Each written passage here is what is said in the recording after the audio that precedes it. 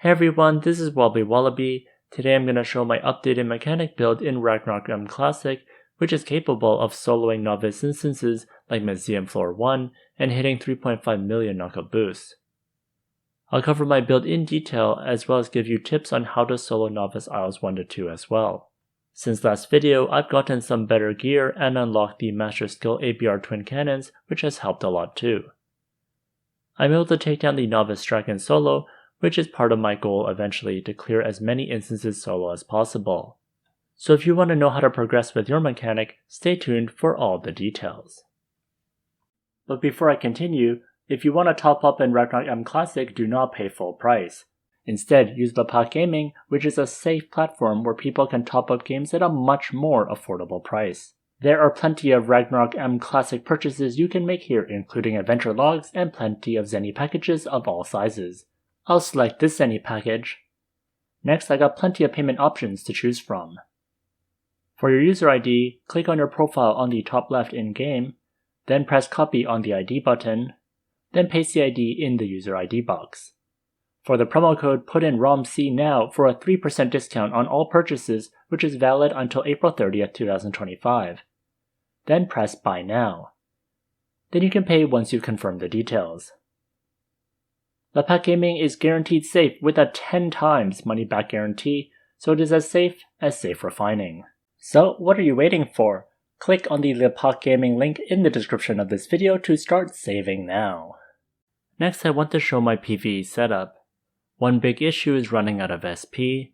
Mechanic skill use a ton of SP, so I'd highly recommend you cook cheap, 0-star recipes for SP discharge. For example, here I cook 999 rookie gems. Then I consume them all. Now I built up a ton of SP discharge.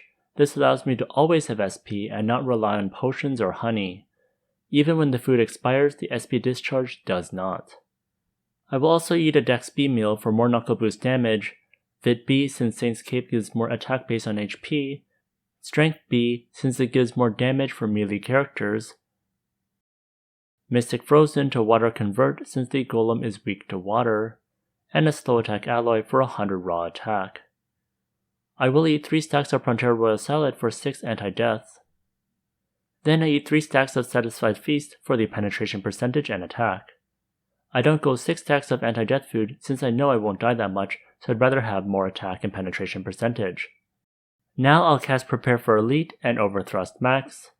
For attributes I max Dex first, then Strength, and then the remaining into Vit. Next I'll show my stats. I have 84,000 HP, I have 8,109 attack, 268 strength, 164 dex, 16.5% penetration, 4% skill damage, 70% physical damage increase, 97.5% ignore defense, 77.5% fire damage, and 8% water damage. Next, I'll walk towards the golem to attack. I knuckle boost, and when I'm sure the golem isn't gonna summon near me, then I place the ABR. Don't place the ABR near his rock summons. Then I dodge his AoE as needed. And when you run away, make sure you stay within 6 meters of the ABR, otherwise it won't attack anymore.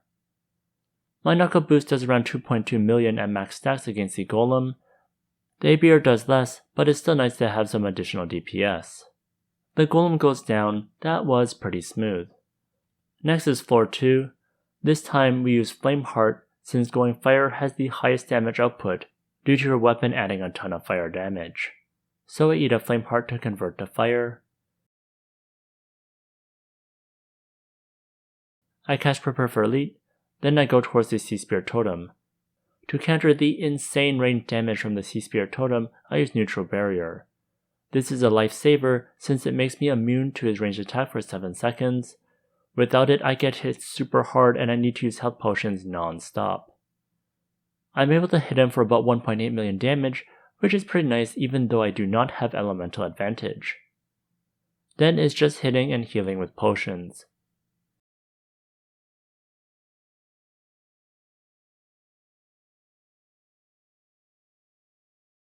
This battle used to be super hard before I used Neutral Barrier, so definitely use this tip if you're struggling with him. The Sea Spirit goes down, which is fantastic. Next I'll show my gear. For offhand, I use the Rosa Bracelet at Refine 8 and tier it up to 9. I use this for Ignore Defense as well as the 0.5 attack per 1% Ignore Defense. I haven't socketed this yet, but if I did, I would use the Mara Roll Lens card for the 5% damage to MVP and mini monsters. Next for armor, I use the Saint's Cape for the attack based on HP. I have the Ignore Defense enchant, which is extremely important to get for the armor. That frees up more gear potential since you aren't stuck trying to get Ignore Defense from suboptimal gear. Now you don't need to get it to tier 8, I only did this because I was also trying out Shira. Mechanics only need up to 7. Next for card, I use the Moon Axe Dark card for the 15% Ignore Defense. Next I use the plus 8 Ancient Cape for the Ignore Defense. At Refine 8, each Ignore Defense can add 0.5 attack, which is nice. And for card, I use the Mayfair Lens card for the 5% damage to MVP and mini monsters. Next for footgear, I use the plus 12 Adventure Master Boots. I use it for the attack percentage. For card, I use the Ferris card for more HP percentage. Next for my first accessory, I use the Adventure Master Necklace for the Ignore Defense. I lack a lot of Ignore Defense, so I definitely need it. For card, I use Novice Made card for more attack and HP. For my second accessory, I use the plus 12 Adventure Massive Bracelet for the attack percentage.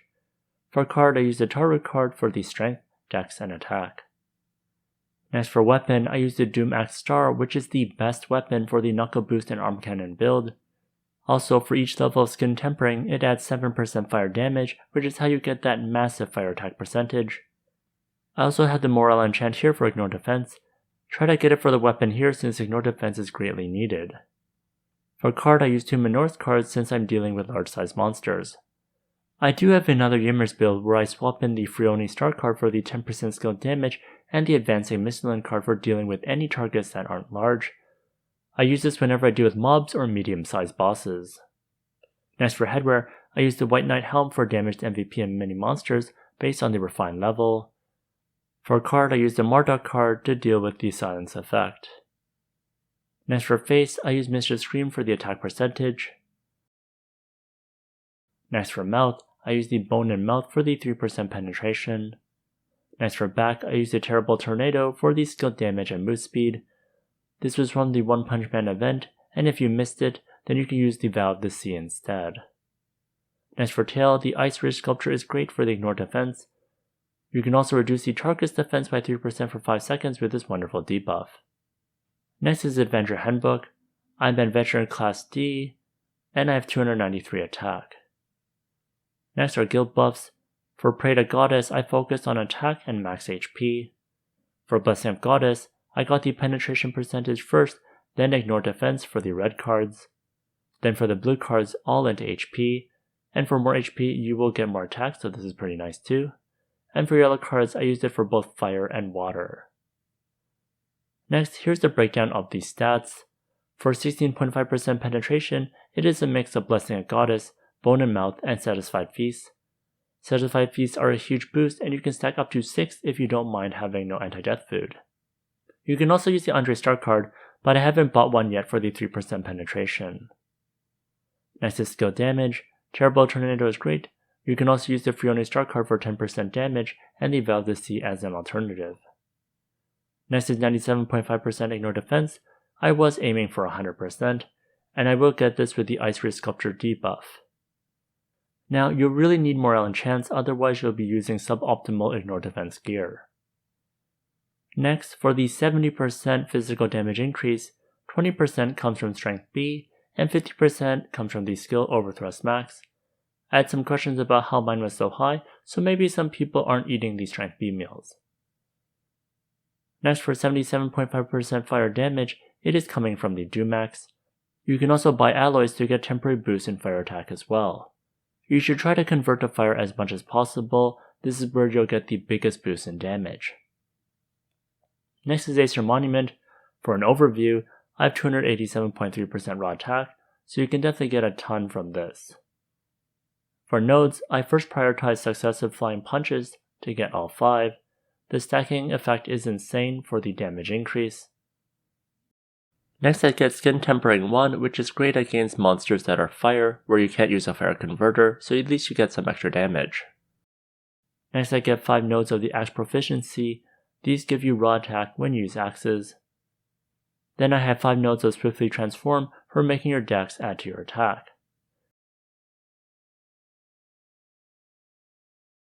Then the rest are into attack nodes. For this setup, I currently have 151,000 contribution and 262 gold medals to pull this off. As I get more, I'll definitely invest in other nodes and update my priority list. Next are my skills. Here are my merchant skills. Next are my blacksmith skills.